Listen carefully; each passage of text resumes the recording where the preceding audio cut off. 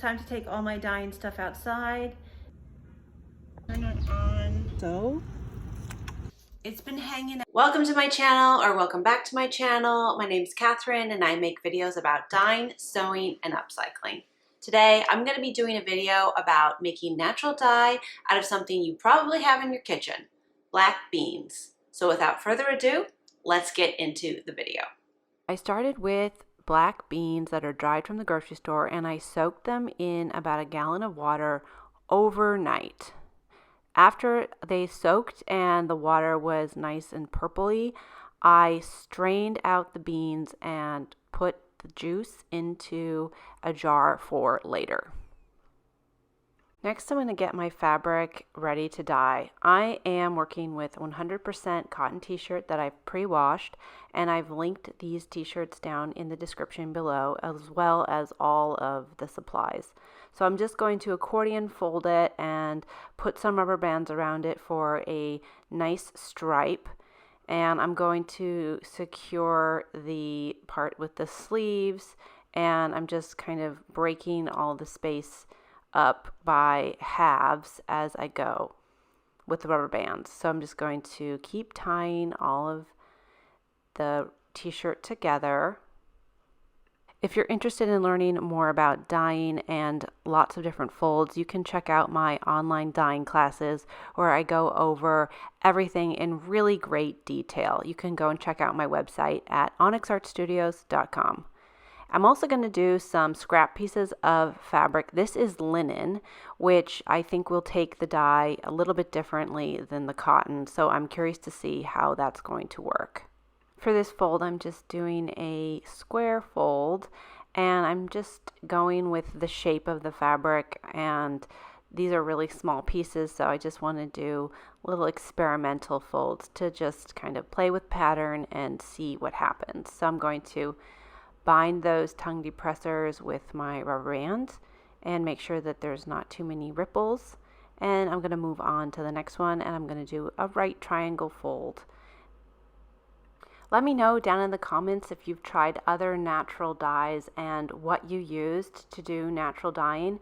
I have multiple natural dyeing tutorials on my channel, and I'm always really curious to know what you guys are up to in your craft rooms. So go ahead and drop a comment if you've done any natural dyeing. So for this one, I'm going to use some tongue depressors and some rubber bands, and I'm going to do a pattern like this just to kind of see how it turns out. I'm only using rubber bands and wood for this one because I don't want anything with metal to mess with my dye bath. Okay, so it's time to take all my dyeing stuff outside and set up my little natural dyeing station. So when I was outside, I set up my hot plate and my dyeing stock pot, and I'm going to put my alum solution that I've used before into the pot. So I am using aluminum potassium sulfate, which is actually better for protein fibers such as silk and wool, but I am just going to try it on cotton and see how it goes. This is a little bit of an experiment. So I'm using 5 to 10% of the weight of the fabric of alum, and then I'm adding water to fill the pot. So then I'm going to put my fabric into the pot, and I'm going to heat it up slowly. I've also read that for cellulose fibers, meaning plant-based fibers, you can do just cold mordanting, but I actually used the hot pot for this project. I am going to just turn it off here and just let it kind of cool down before I start to put it in the dye bath. All right, so I'm gonna pour out my alum and just save it, I guess.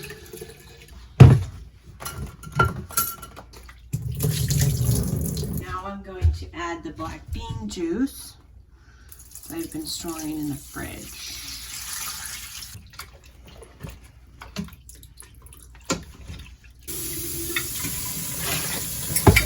Make sure. So let's turn it on and let's put this on.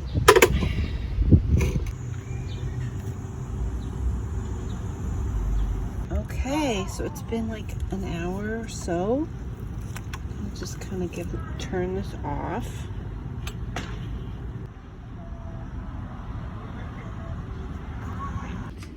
So it's the next day. I left it sitting overnight. Let's see what it looks like. So I turned the hot plate back on and I'm going to let it simmer on and off throughout the day. Here it is after about an hour and a half of it just simmering away. I came out to check on it. And I just wanted to say, if you haven't already, please give this video a like and subscribe to my channel if you're enjoying this video. Giving my videos a like is free and easy for you to do, and it makes such a big difference on my videos, so thank you. So at one point it accidentally reached a boil, and so I added a little bit more water to cool it down, and I let it heat up and cool down about 3 times, and then I let it cool down completely before I open it. So here it is. It's been hanging out in here for a few days just because I didn't have time to open it. Take it out.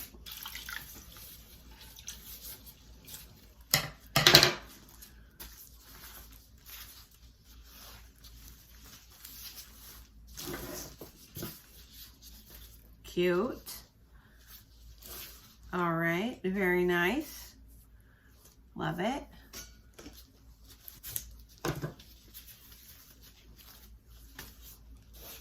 Oh, that's nice. I'm sure this will wash out a little bit lighter, so I'm curious to see how that turns out.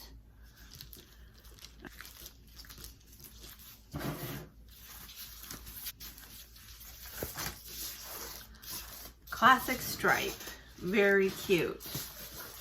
This is a nice color. I'm excited to see how it looks once I rinse it and wash it. I'm going to head over to my sink and dump out the rest of my dye and rinse it with cold water until the water runs clear.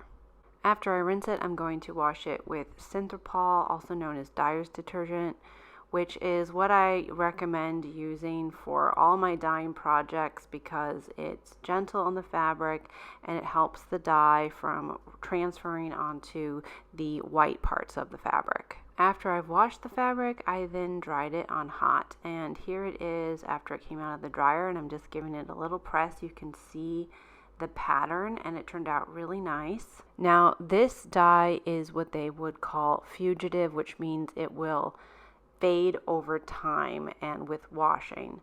But it's fun to dye with everyday kitchen things like beans, and I think that these patterns turned out really cute. And here's the t-shirt, which is a really nice stripe pattern. And I think that this color is a really trending type of neutral. Neutrals are really in right now, and I think that this t-shirt is going to be really fun to wear. So here is a little overview of everything I dyed in this video. And this is a few months after I actually dyed everything, so I think that actually the color has held up pretty well, but I did not wash any of this in between that time. Let me know down in the comments if you've ever dyed with beans or any other kind of household food scraps. I'd love to know your experience, and you can check out my playlist of natural dyes, which I will put at the end of this video. Alright, thank you guys so much for watching. If you haven't already, be sure to give this video a big thumbs up and check out my online dyeing classes. If you enjoyed this video, check out these other videos listed here, and I'll see you guys next time. Bye!